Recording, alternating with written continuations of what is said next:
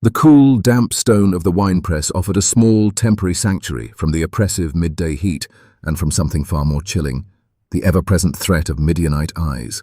Here, tucked away, far from the open threshing floor where the wind might carry the telltale scent of grain or the rhythmic thud of the flail, I worked in a hush, the sounds of my labor muffled by the surrounding rock. My back ached with a familiar protest, a dull throb that had become a constant companion these long, lean years. Each swing of the flail, each shower of husks separating from the precious wheat, was a small act of defiance, a quiet prayer for sustenance. The dust, fine and gritty, settled on my skin, coating my tongue with a dry, earthy taste that mirrored the parched landscape of our lives. It was not the bountiful harvest dust of celebration, but the nervous, furtive dust of survival. My breath came in measured gasps, not just from exertion, but from the anxiety that tightened my chest like a band of iron. For 7 long, weary years, the Lord had allowed the Midianites to humble us, to crush us under their iron heel, because we had done evil in His sight. They came like locusts, swarming over our land, not just the Midianites, but the Amalekites, and the people of the east too, a vast, terrifying horde. They pitched their tents in our fields, devouring every sprout, every harvest, leaving no sheep, no ox, no donkey for Israel. They would simply arrive, strip the land bare, and then disappear as quickly as they came, leaving behind only the dust of their departure and the emptiness of our bellies. My people, the Israelites, had grown accustomed to hiding in caves and strongholds, just to keep a handful of barley or a few goats from their greedy grasp. We were impoverished, utterly broken, and the constant fear was a bitter taste in every mouthful of food we managed to salvage. It was a humiliation beyond words, a daily reminder of our fallen state. And so here I was, Gideon, threshing wheat in a winepress, not out in the open, beneath the vast, forgiving sky, but in the shadows, like a thief stealing from his own land. It was the only way to keep it safe, to hide it from the Midianites. My heart felt heavy, a stone in my chest. Where was the God who had led our ancestors out of Egypt with a mighty hand? Where were the wonders, the deliverances we read about in the old scrolls? We cried out to Him, yes, we had cried out, but the heavens seemed silent, distant, indifferent to our suffering. I longed for a deliverer, for someone, anyone, to rise up and break this unbearable yoke from our necks. But all I saw around me were weary, fearful faces, mirroring my own. As the sun dipped below the hills, casting long shadows, I wondered if our cry had even reached the heavens. It was in that moment of profound, quiet despair, as the last rays of light stretched thin across the dusty floor of the winepress, that a presence shifted in the air.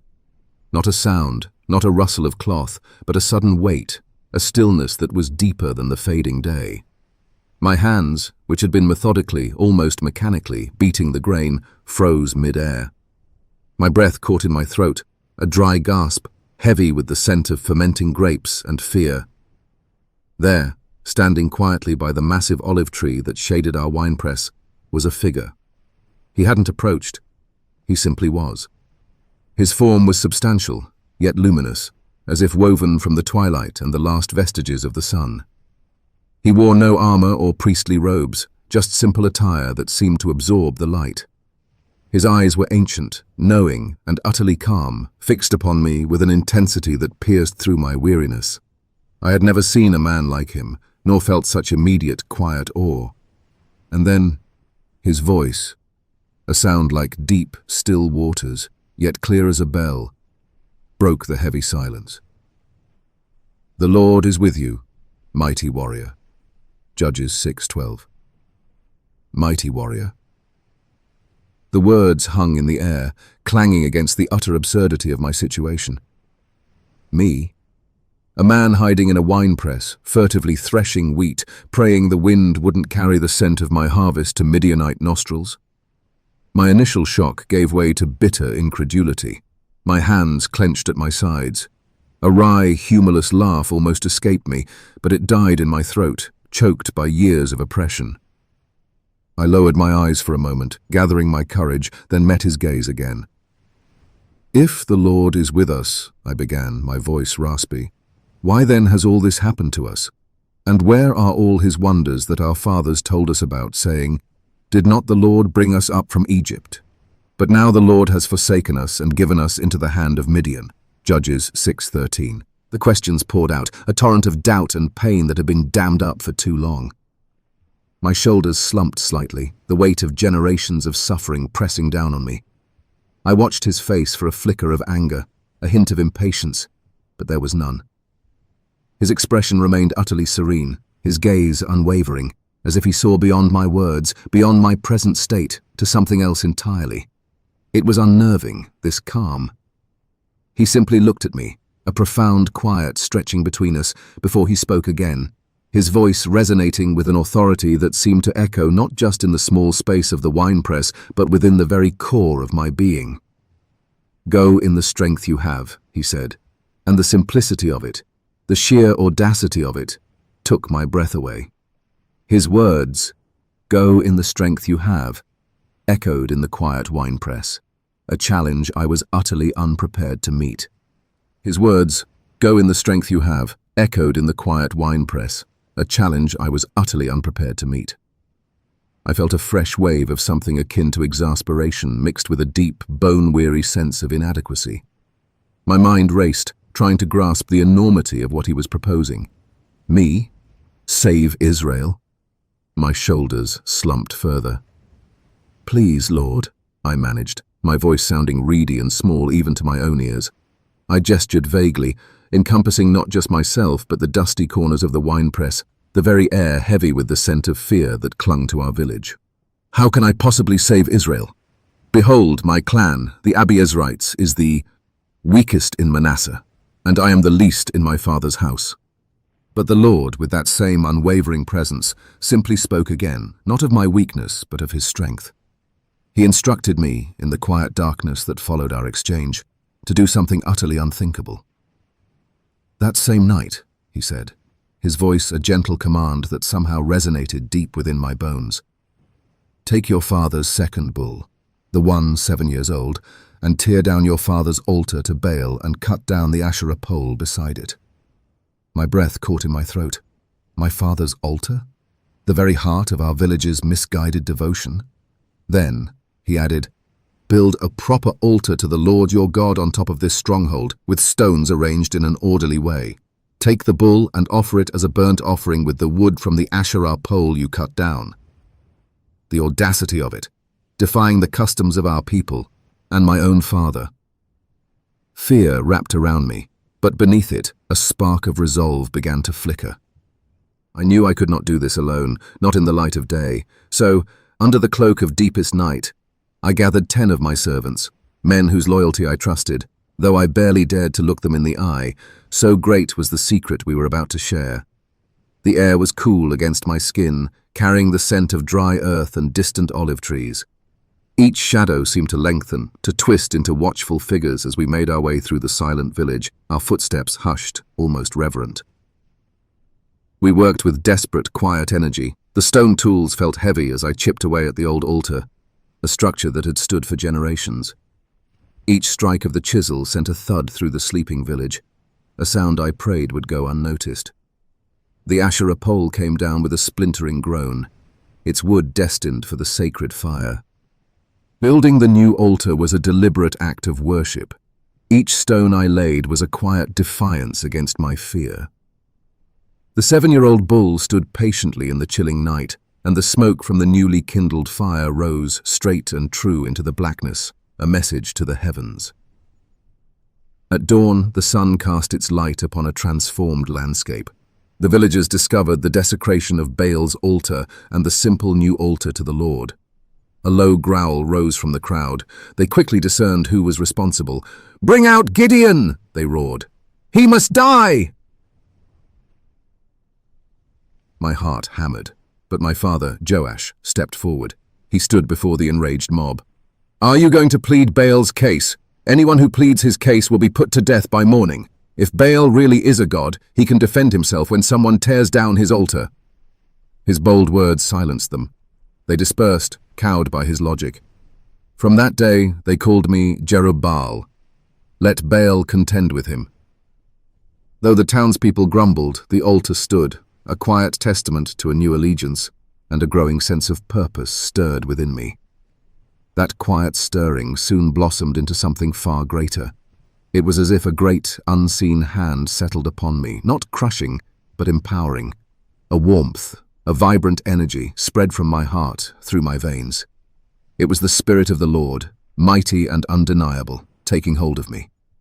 Judges 6:34 says, "Then the Spirit of the Lord came upon Gideon, and he blew a trumpet." And blow I did. I seized the ram's horn, bringing it to my lips, and sent forth a sound that ripped through the quiet evening.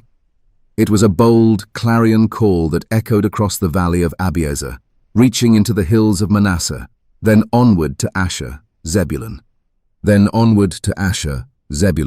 and Naphtali. The call went out, a desperate plea carried on the wind, and men, brave men, began to gather. They came with their swords, their spears, their hopes glinting in the morning sun, filling the valley with a rumble that was both thrilling and terrifying. We camped by the spring of Harod, a vast sea of tents and murmuring voices. Yet even with the Spirit of the Lord upon me, a flicker of doubt remained. It is a strange thing to hear God's voice and still ask for proof, but I did. I approached the Lord, my voice a whisper. "Please do not be angry with me. Let me make just one more request. Please let the fleece be dry, but let there be dew on all the ground." I laid the wool out under the night sky, feeling both foolish and compelled. And the Lord, in his patience, listened. At dawn, the world around me was glistening, every blade of grass wet with dew. But the fleece was astonishingly dry. Not a single drop of moisture fell from it. Judges 6:40 says, "And God did so that night, for the fleece was dry, and there was dew on all the ground." My doubt dissolved into the morning mist, replaced by a quiet reverence for a God who humored my anxieties so tenderly. The army that had gathered was a magnificent sight, a living testament to the hope that had been rekindled in Israel. 32,000 men, strong and ready, filled the valley around the spring of Harod. Their faces, though weary from oppression, held a newfound determination, a fire in their eyes that matched the rising sun. They were ready to fight, ready to throw off the yoke of Midian. My heart swelled, looking at them, at this vast assembly, a true force to be reckoned with. But the Lord spoke again, his voice finding its way to the deepest chambers of my soul. "The people with you are too many," he declared, "for me to give the Midianites into their hands, lest Israel claim glory for itself against me, saying, 'My own hand has saved me.'" Too many? The words struck me like a stone. How could we have too many against the vast Midianite army? It seemed utterly counterintuitive. And then came the instruction. "Proclaim in the hearing of the people, saying, 'Whoever is fearful and trembling, let him return and depart from Mount Gilead.'" Judges 7:3. I stood before the multitude and announced the decree. I watched as they began to move, a trickle at first, then a steady stream of men turning back, their steps quickening as they walked away from the coming battle. 22,000 men. Imagine that. A number greater than the entire force remaining, melting away into the distance. The dust they raised hung in the air like a pall, and the sound of their retreating footsteps slowly faded, leaving an eerie quiet in its wake. My heart sank, for even with 10,000 brave souls, the Lord still found our numbers too great, and I knew another test was coming. Indeed it was. The Lord's voice, a whisper carried on the wind, settled into my spirit. "The people are still too many," he said. "Bring them down to the water, and I will test them for you there." Judges 7:4. So, with the lingering dust of the departing fearful still in the air, I led the remaining 10,000 down the slope, towards the cool, clear stream that snaked through the valley. The sun, already dipping low, cast long shadows, making the water glimmer like polished silver. As we approached the water's edge, I gave them the simple instruction to drink, and I watched. Some, weary from the day's anxieties and the heat, immediately knelt down, bringing their faces directly to the surface, their lips pressing into the cool flow. They drank deeply, slowly, their bodies relaxing into the posture of utter exhaustion and thirst. Their forms were like statues, unmoving, save for the gentle ripple of the water around their mouths.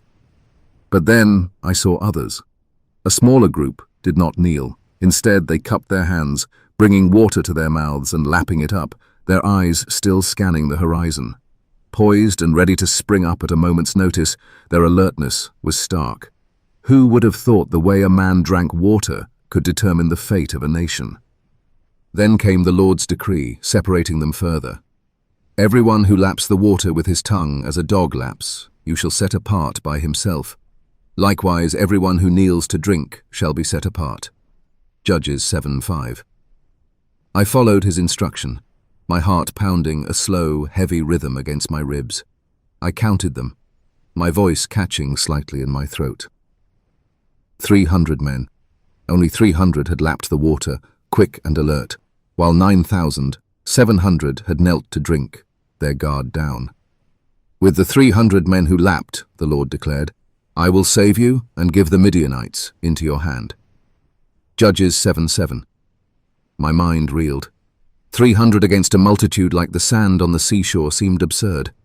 How could such a tiny force stand against the vast army of Midian? Yet, a familiar warmth spread through my chest. This was the Lord's way, to take the weak, the few, and display his power. The remaining thousands were sent home, their footsteps echoing the retreat of the earlier 22,000. And I was left with my 300. 300 watchful, quick-drinking men.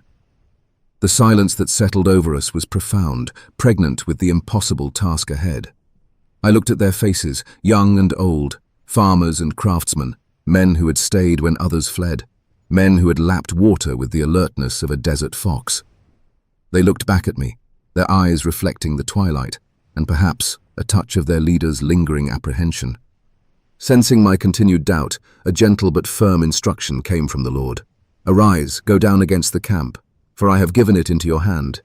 But if you are afraid to go down with Purah your servant to the camp, and you shall hear what they say, and afterward your hands shall be strengthened to go down against the camp. Judges 7:9-11. A wave of relief, tinged with a fresh surge of fear, washed over me. He knew my heart, knew my trembling spirit. He offered a sign, a quiet confirmation just for me. So under the cloak of deepest night, with the stars scattered like diamonds across the black velvet sky, I took Purah, my servant, and we crept towards the Midianite camp. The air grew heavy with the smell of unwashed bodies, of horses and camels, of distant cooking fires. The vastness of their encampment stretched before us, a dark, undulating sea of tents and animals, their numbers truly like locusts for multitude, their camels beyond counting, like the sand on the seashore. Judges 7:12. A shiver ran down my spine, a visceral reminder of the impossible odds. We found a shadowy place near the camp's edge and listened. The low murmur of thousands of sleeping men and camels filled the night. Then 2 voices rose nearby. One soldier was recounting a dream to his comrade. Indeed, I had a dream, and behold, a baked loaf of barley bread tumbled into the camp of Midian. It came to a tent and struck it so that it collapsed. Judges 7:13. My breath hitched. A simple barley loaf. And the other soldier, his voice low and serious, replied without hesitation, interpreting the strange vision. This is nothing else but the sword of Gideon the son of Joash, a man of Israel. Into his hand God has delivered Midian and the whole camp. Judges 7:14. The words hit me with profound clarity. A loaf of barley bread, the humblest of foods, was the symbol of our coming victory. It was the Lord's sign, whispered among my enemies to confirm his promise.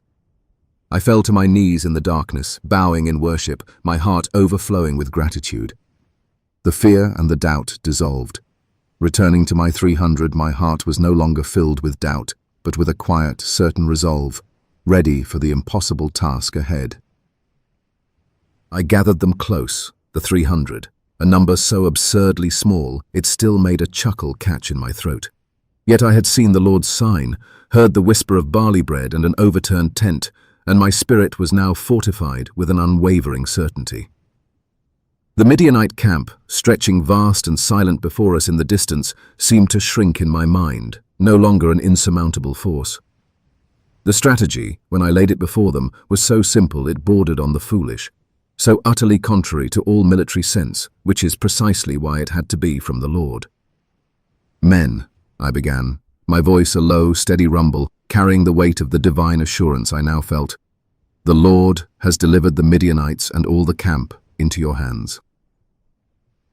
We had collected a few things from the villages we had passed, humble tools, yet in his hands they would become instruments of a great deliverance. Each man was given a ram's horn trumpet, its smooth, curved surface cool against the palm, a silent promise of a piercing sound to come. He also received an empty clay jar, thin and brittle, designed to shatter with ease, a vessel of fragile earth meant for a sudden, startling demise, and nestled carefully within each jar, a torch.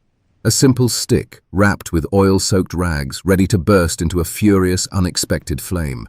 A light hidden within darkness, a sound waiting to pierce the silence, an empty vessel about to be filled with the Lord's terrifying purpose. I looked into their eyes, one by one, trying to impress each instruction directly onto their souls. We divided into 3 companies, 100 men each, to surround the vast Midianite camp from 3 sides. My company would be the first to move, a vanguard in this silent, strange war. The others were to follow our lead, mirroring our every action, their eyes fixed on us. My voice, though soft, carried the weight of divine command and the echoes of the dream. "Look at me, and do exactly as I do," I instructed them, and I could feel their collective focus sharpen, their breathing shallowing in the cool night air. When I come to the outskirts of the camp, it will be my turn to give the signal. When I blow the trumpet, you also blow the trumpets around the entire camp and shout, "For the Lord and for Gideon." We moved then under the cloak of deepest night, a hushed procession of men. The stars above were countless, yet offered only meager light, barely illuminating the rough path. Each footfall was carefully placed, a soft shuffle in the dust, as if the very ground held its breath, unwilling to betray our presence. The air grew heavy with the scent of dry earth and distant cooking fires, carried on the faintest breeze from the enemy camp. My heart, though resolute, still beat with a quickened rhythm, a silent drum against my ribs. I could hear the rhythmic breathing of the men around me, their quiet determination a palpable presence in the darkness. We crept closer, 300 shadows, carrying our fragile jars and hidden lights, an army of paradoxes. The sounds of the sleeping camp began to reach us. A distant snore, the whinny of a restless horse, the low murmur of an unseen sentry. Every sound, every shadow heightened the tension, but my resolve held fast. The darkness enveloped us, and I whispered to my men, "Watch me, and do as I do," as we approached the sleeping enemy. We had reached the very edge of their vast encampment, just as the night watch was changing, a fleeting moment of vulnerability they did not realize they presented. I raised my hand, a signal barely visible in the starlight, and felt the surge of anticipation ripple through the lines of men behind me. My own breath caught in my throat, a mixture of fear and faith warring within my chest. This was it. With a silent prayer, I brought the trumpet to my lips, its cool brass a stark contrast to the warmth of my skin. I took a deep, shuddering breath, filling my lungs, and then, with all the might I possessed, I blew. The sound ripped through the quiet night, a raw, piercing cry that shattered the stillness and echoed across the sleeping valley. Simultaneously, with my other hand, I brought the clay jar crashing down against the hard ground. The brittle earthenware splintered and shattered into countless fragments, revealing the torch hidden within. A sudden, brilliant flame leaped up, pushing back the oppressive darkness, a beacon in the night. It felt like a physical tearing of the fabric of night itself. Then I roared, my voice joining the first solitary trumpet blast and the crackle of my torch. "A sword for the Lord, and for Gideon." The words felt ancient, powerful, a declaration whispered to me by the very wind. And then it began. 300 trumpets blared around the camp, a cacophony of war cries vibrating through the earth. 300 jars shattered, and 300 torches burst into sudden, terrifying light. It was just as it was prophesied. Gideon and the 100 men with him reached the edge of the camp. They blew their trumpets and broke the jars that were in their hands. The 3 companies blew their trumpets and smashed their jars. Holding the torches in their left hands and the trumpets in their right hands, they shouted, "A sword for the Lord and for Gideon." The Midianite camp, Moments before a sea of quiet tents erupted. Confusion reigned.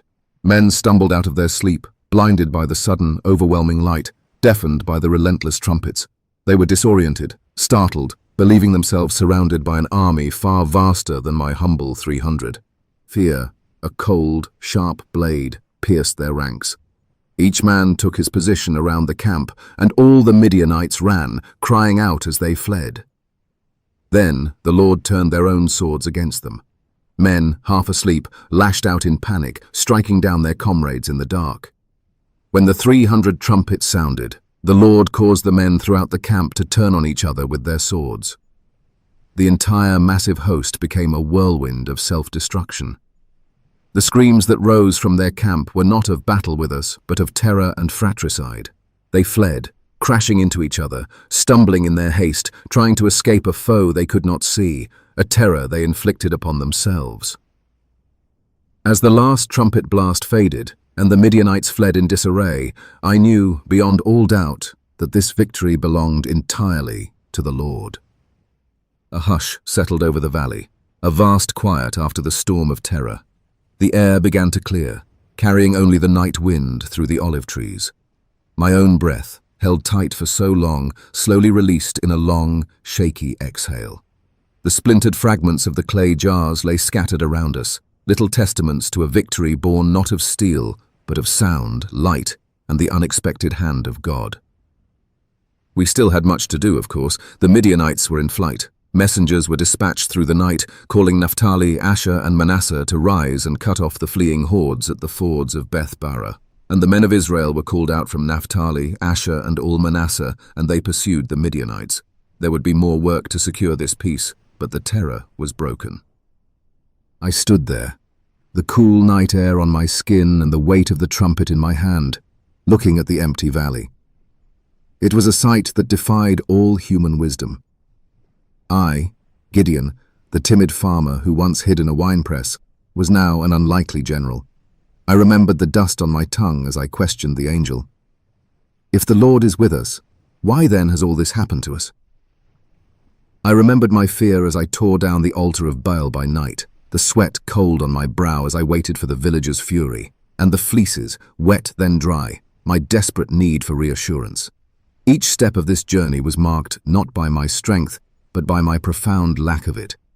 It was my weakness that God chose to illustrate his overwhelming power. He had taken my fear and turned it into faith, my doubt into obedience. He had stripped away every human advantage, every conventional notion of strength, leaving me with nothing but him and 300 men, armed with nothing but light and sound. And in that radical vulnerability, his glory had shone brightest. It wasn't about the size of the army, or the sharpness of the swords, but about the sovereign, limitless power of the Lord who fights for his people. My friend, as you drift further into the quiet of this night, let this truth settle deep within your heart. There will be moments in your own life when the odds seem insurmountable, when your own strength feels utterly inadequate for the giants you face. You might find yourself questioning, doubting, asking for signs, just as I did. But remember this story. Remember the trembling farmer who became an instrument of God's victory. Remember that it was in the sending away of the many and the reliance on the few that God's hand became undeniable. He doesn't need your perfection. He only asks for your willingness, your obedience to his unconventional, often surprising plan. Rest now in the stillness that follows such a victory. Release the burdens, the anxieties, the racing thoughts that might still cling to the edges of your mind. Let them scatter like the Midianites in the night, exposed by the light of God's truth. Trust that the Lord sees you, knows your weaknesses, and is ready to turn them into platforms for his perfect strength. May you too find peace in the knowledge that even in your weakness, God's strength is made perfect, and his strategy for your life is always good. Murtau.